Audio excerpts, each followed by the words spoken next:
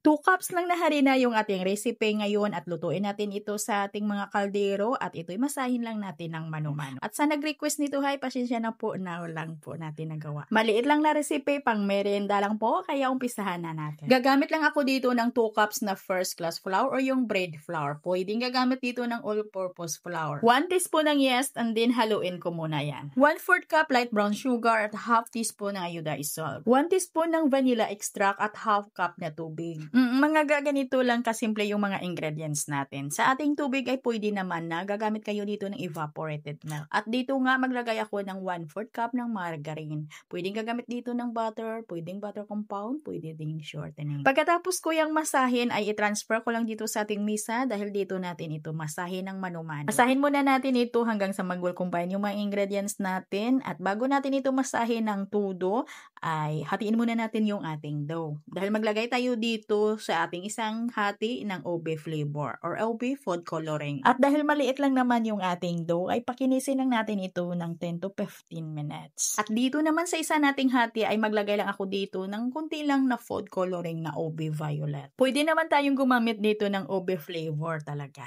At ganun din mga masahin lang natin ito ng mabuti hanggang sa mag-well combine yung ating kulay dito sa ating dough at nang kuminis din yung ating dough. At gagawa tayo dito ng 2 loaf or yung 2 peraso. Kaya paghatiin natin yung ating mga dough at palaparin lang natin yan. At kung paano ba natin ito iporma ay panuorin nyo lang po yung gagawin ko. At sa pagpalapad natin dito ay hindi ito masyadong malapad ha kasi maliit lang naman yung gagamitin natin na hulmahan ng ating loaf bread.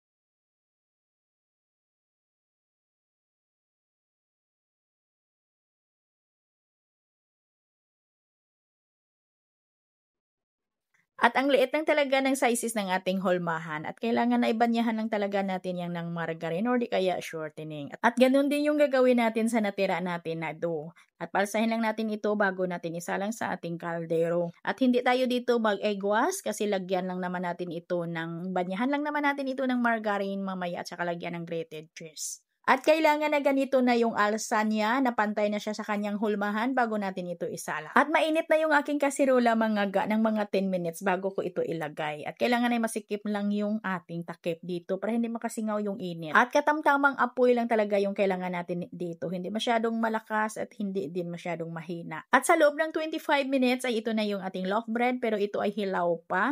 Kaya tinakpan ko muna ulit ito at niluto ko ito sa another 10 minutes. Kaya naluto ko ito lahat ng mga 35 minutos. Medyo matagal din lutuin kasi ay makapal yung ating loaf bread. At kailangan na tanggalin natin ito agad sa ating hulma. At simplihan lang po tayo. Simpleng frosting lang. Margarine lang yung ipahid natin dito at saka lagyan natin ito ng grated cheese. Kung may oven ka ga, pwede naman sa oven mo ito lulutuin. Yung ating hulmahan ay mabibili lang natin yan sa mga Mr. DIY.